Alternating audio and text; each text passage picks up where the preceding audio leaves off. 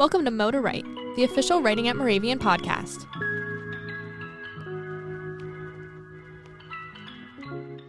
Hi, I'm your host Lola Offenback, and today I'm here with alumni Joel Hendricks, class of 2024. Hello. Can you introduce yourself? Tell us a little bit about your time here at Moravian and what you're doing post-grad. Yeah, so as Lola said, I'm Joel. I graduated in 2024, so just last year.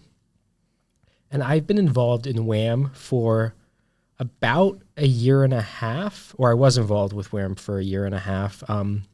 Chris Hassey, the director, had been begging me to join for longer, but I kept putting it off, and eventually he convinced me to dip my toes in, and then I eventually became a writing consultant, writing fellow. And it was all around a great experience. I worked with Chris my freshman year. He was actually the second professor I ever met. He was the second person I had as a instructor. And I had him for a course that kind of dealt with students who had no idea what they wanted to do here at Moravian University. So he kind of guided me through this process that helped me understand, what I want to get out of my experience at Moravian. But I also noticed that part of his goal for teaching that class was to scout students to kind of assist with the writing center and the writing center operations. And that's where he kind of saw my potential and kept hounding me to join. And eventually I gave in.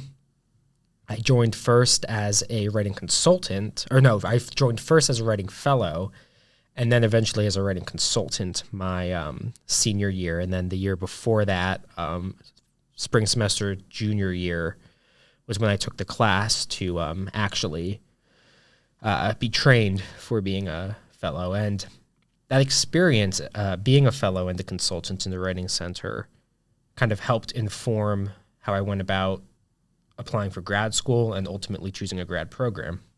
So at the moment, I am in DeSales University studying for an MFA in creative writing and publishing.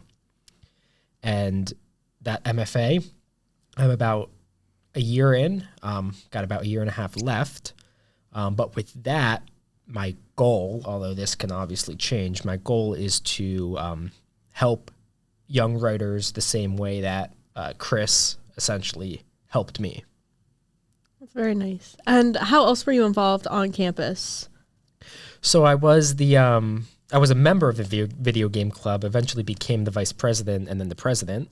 And that was all well and good. It was a nice little escape from the mundane life of getting up, going to class, doing homework, all that. But then I also joined the comedian because AJ was making me bang my head against the wall because he kept asking me, and I was like, fine, I'll do it. Kind of the same way Chris was hounding me to join the writing center.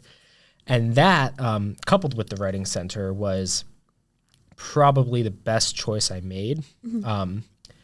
I think that being a fellow and consultant and being a writer for the newspaper, they go hand in hand. My experiences helping students with their writing, and my experiences, writing for the paper and editing other people's articles. The skills I gained in the writing center applied to the comedian. The skills I gained in the comedian applied to the writing center. And my advice, if I had to give any, would be if you are a writing consultant and if you do want to go into writing, you need to keep yourself writing, whether that be through a club or through helping students through tutoring or really whatever. Okay. And then also, you didn't mention, what was your major?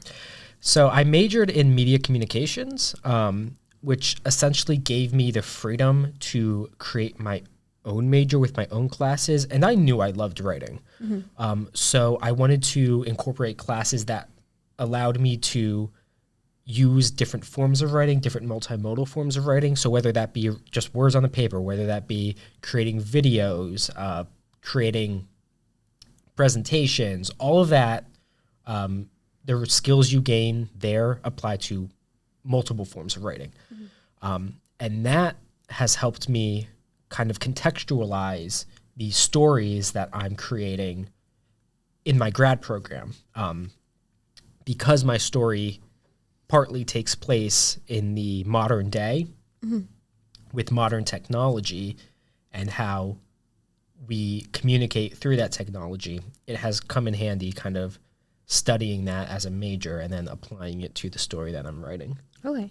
And can you share a little bit more about what that story's about or anything? Yeah, so we were told by our program director, kind of keep it on the down low. You can share stuff with people in the program, but as you're drafting the manuscript, keep it on the down low. But my story is essentially this kind of hero's journey, although the main character is not necessarily a hero, but kind of this adventure story where these characters attempt to kind of find a cure for this affliction that they have, but in doing so and becoming even more and more ambitious to find said cure, things kind of get out of hand and unforeseen consequences begin to pop up. And again, I'm in the early stages. Well, not the early stages. Guess I'm pretty far in writing it now, but things can obviously change a lot. But that's the premise, and these it takes place in the modern day, and part of the story is different events that happen on their way on this adventure. And one of them, for example, they are going to kind of be tricked into becoming actors in the movie. And that's a form of communication and writing is film. So like I said, my experiences with my major kind of helped inform how that story plays out and how I kind of show the reader how the world of film is, if that makes sense. Yeah.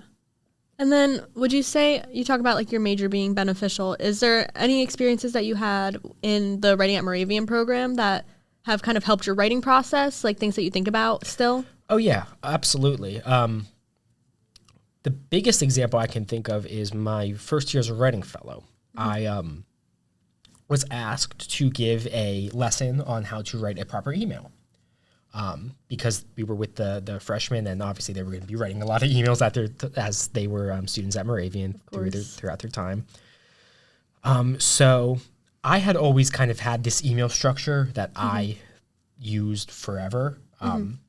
But that kind of forced me to think about, okay, now I have to actually like show them how to write a professional email. Not that my emails weren't professional, but there's a do's and don'ts when writing an email. So I had to study up on that, make sure that I was giving them information that was beneficial and not just information that I find beneficial. Yeah. So I kind of crafted a lesson plan from there, and that lesson plan and subsequent lesson that I taught has helped me with writing emails even in my adult life. So I have a job now. I work in a library. I have to write emails a lot. Yeah. And my email format has essentially kind of shifted into more of a professional email, like the emails that I taught those students how to make. And that never would have happened if I wasn't a writing fellow. Yeah. The most important aspect of being a writing fellow, I think, is having the opportunity to learn and make yourself a better writer. Yeah. Because the fact of the matter is there are things that we as writing fellows and writing consultants still aren't masters of. But I think that being able to work through the students to both become better as writers goes a long way. Even if you don't know something, there's always Google. Yeah. And I don't think there's any shame in using Google to help writers that might need help. Well, thank you for sharing that. Another question I have for you is, what was your most memorable experience in the WAM program? So Chris Hassey and Dr. Foger, who's no longer part of the program, hosted a kind of like winter celebration in the fall semester, at the end of the fall semester for us in 2023. Mm-hmm. And we had Mario Kart there. And Chris really wanted to win, so he just handed me the controller and made me play for him. And then he proceeded to, brag about how good he was. And then that same night, he sang, I think it was Call Me Maybe by Carly Rae Jepsen. Yep. And that was quite honestly something I never realized I needed in my life until that moment. Just kind of seeing our director, Chris, in that kind of like laid back, and he is a very like laid back kind of person, but just being able to hang out with him, just seeing him kind of ignore the emails and all the work he has to do and just let loose and hang out with us. That's great. And he does. I mean, it's been a year since I've been there. I assume he still likes to do it. Come out and chat with the people in the writing center. But that night was something that I don't think many people outside of probably his inner circle get to experience. So that was really, really fun. All right. And then to wrap up, what advice would you give for students either considering joining the Writing at Moravian program or students currently in the program? So as a writing fellow, ask the teacher that you're fellowing for if you can lead discussions. Mm-hmm. Leading discussions and leading lessons can be, in my opinion, one of the best, if not the best experiences as a fellow. Mm-hmm. Even if you're not confident, the teacher's still there. Yeah. You're just kind of taking the lead. So not only are you there to support them, they're there to support you and to help you gain skills as a writer. Now, writing consultants, I would say a lot of the time, at least when I was a writing consultant, things came up or I had appointments where I wasn't necessarily that familiar with the content of the piece. And that's okay. In that instance, if that happens, I think the best thing to do is have the writer there, the person that made the appointment, explain it to you. Mm-hmm. Because a lot of the time, they're there for confidence and to increase their confidence. And if you can have them explain it to you in a way that makes sense, they've done literally like half your job for you. Yeah. And not only does that help you get a better understanding, but you're essentially like helping them in a big way by having them explain it to you, because that just puts off a light bulb in their head and can help give them the confidence and help generate ideas for insightful conversation between the two of you who are in the appointment. And if they do struggle to explain it to you, then that's where you maybe, go back to the drawing board and consider, what are the main ideas? What is this topic really about? And that can then incite some conversations.